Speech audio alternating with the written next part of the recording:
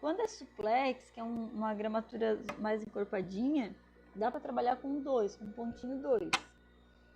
Agora, se for para uns tecidos mais macios, é uma gramatura, daí já tem que ser mais pertinho, porque senão ele estoura. Outra coisa, quando começa a escapar ponto, isso também é um tormento, né? O que que pode ser? Tem 2 motivos que aqui geralmente né? Um tecido, por exemplo aqui, ó, esse suplex, ele é bem encorpadinho. Então, eu vou costurar com uma agulha 80. Geralmente eu uso agulha 80, no máximo 75. Mas se ela começou a escapar ponto, tem dois poréns. O fio pode estar apertado. Então, quando eu comecei, que eu não tinha muita habilidade nessa máquina, várias vezes eu chamei um técnico aqui para arrumar e era só regulagem de linha.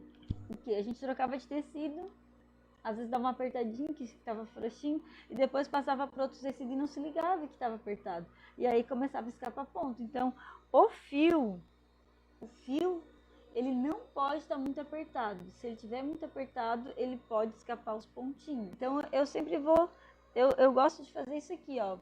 Deixa eu ver se não vai apertar aqui. Eu faço... Opa! Eu curto. Ó, eu pego... Aqui tá a linha. Eu pego e puxo. E sinto a pressão. Ó, por exemplo, agora.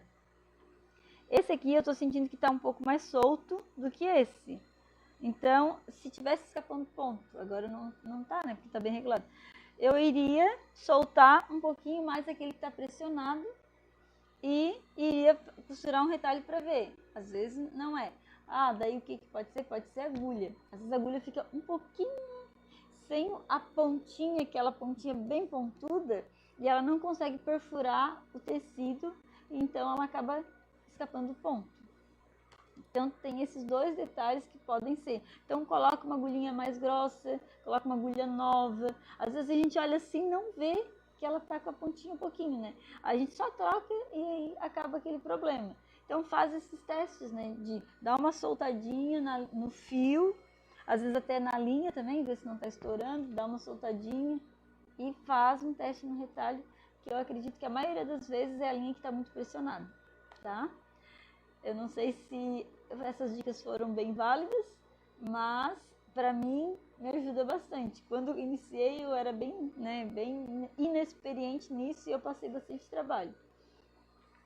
Uma outra coisa que eu ia falar para vocês era daquele aparelhinho, que é esse aqui, ó.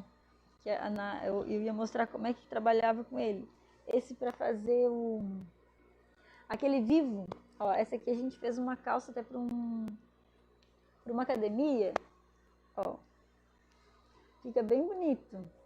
O detalhe, aqui tá a estampa deles e aqui os detalhezinhos, ó. Eu ia mostrar ali na reta, eu acho que eu vou ver se tá aqui e já pego para vocês fazerem. Porque assim, ó, eu não consegui adaptar ele aqui no overlock, eu achei ele bem ruim para adaptar aqui, seria aqui nesse parafuso. Mas ele atrapalha, porque daí eu vou ter que costurar 2 peças e mais um aparelho aqui no meio. Eu achei bem desconfortável. Então, até tentei aqui por baixo, mas também não deu muito certo. Aí, o que as gurias estão fazendo? Até a gente fez essas peças, elas estão fazendo só a tirinha na reta e depois eu costuro ela avulsa aqui, ou eu aplico na reta, às vezes dá um trabalhinho, né? Mas fica uma peça bonita. Ou eu aplico ela na reta, no tecido, e depois eu venho pra cá grudada. Eu vou fazer esse teste, como a gente tá fazendo aqui, eu vou fazer pra mostrar pra vocês. Deixa eu pegar ali, tirar o microfone aqui. Desligar a máquina barulhenta.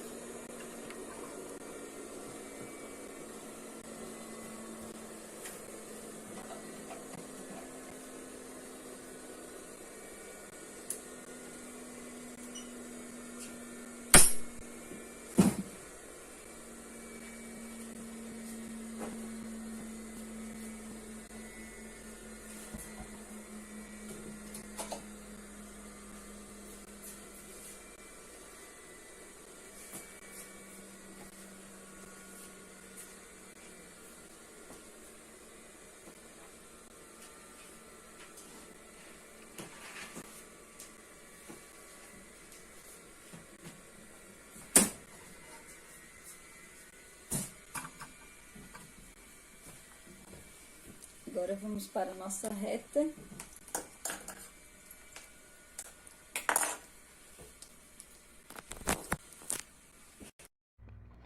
Ó, esse aqui é o aparelhinho que eu mostrei para vocês para fazer o vivo, né? O que que eu sugiro para trabalhar com ele? Porque para adaptar lá na 4 fios, não ficou muito bom. Então, eu sugiro adaptar ele aqui na reta. Deixa eu ver o que o... Ó, se não quiser grudar ele em nenhum lugar, porque dependendo do que é, né? Pode só fazer segurando, ó. Segura com a mão mesmo, que ele vai trabalhar direitinho. Prepara só ele, deixa preparadinho. Bota num ponto bem grande.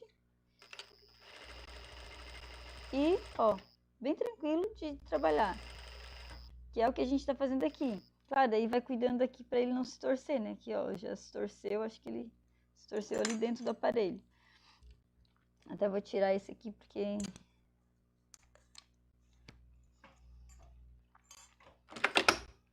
E depois que eu preparei ele avulso, eu vou aplicar...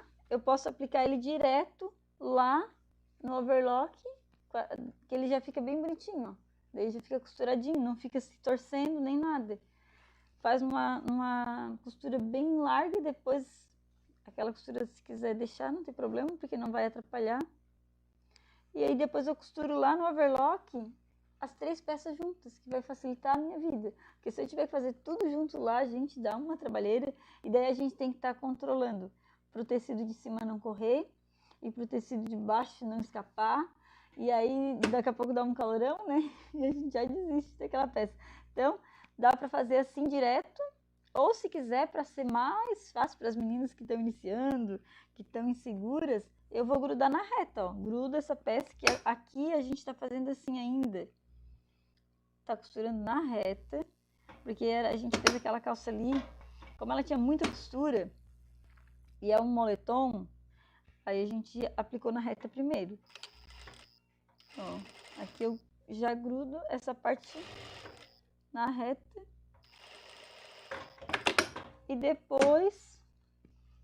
Aí já vai ficar bem fácil de fazer, daí não tem segredo, né? Eu vou lá no overlock e já aplico as 3 peças bem tranquilo.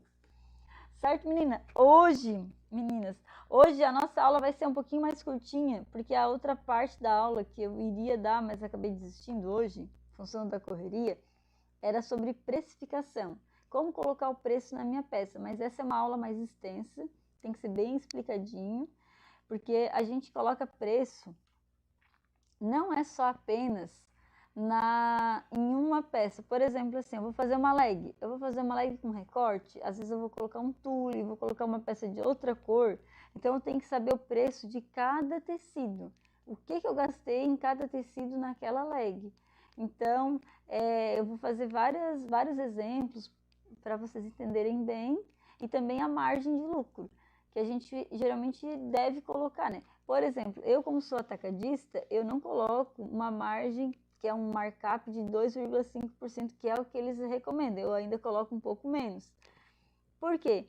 Porque como eu estou iniciando, não iniciando em confecção, mas a marca Flor do Sul em fitness, eu comecei realmente a investir faz um ano e meio, mais ou menos. Na verdade, assim, 1 ano e 3 meses, digamos assim. Então, eu resolvi trabalhar com uma margem menor para conseguir mais clientes que não conhecem a minha marca. Porque geralmente a gente consegue cliente através do preço ou de uma peça muito linda, né? Então, a gente tem que, né, ser esperto para conseguir o cliente. Depois que a gente vai tendo uma boa cartela de clientes, a gente já pode divulgar, que as pessoas já conheceram o nosso produto, conhecem que é um produto de qualidade, aí a gente vai subindo o preço, né? Pode até colocar mais depois, até um markup de 3% ou até de 4%. Aí depende de cada produto e de cada peça. E tem uma aula que eu vou falar sobre a coleção, né? Que a Nath perguntou aquele dia, que daí eu já vou também botar junto. Mas essa eu não vou falar agora, senão eu vou confundir vocês. Mas é uma aulinha bem legal, que eu até adaptei para mim aqui. Quando a gente lança uma coleção, eu já usa aquela tabela, que aquela tabela ela é bem legal. Então tá, meninas. Muito obrigada pela presença de todos vocês. Tenham todas um ótimo domingo, um ótimo final de semana e até a nossa próxima aula. Eu acredito que essa semana já vou ter outra aula disponível, que é sobre, eu acho que é bermudas, que a gente ainda não coloquei, né? Tem uma aula gravada que ainda não está disponível, mas... E sobre o shortinho, como fazer shortinho, short saia. Então essa é uma aula que ainda vai ser disponível, acho que essa semana para vocês mesmos. Como costurar essas peças. Certo? Então, boa noite e até a nossa próxima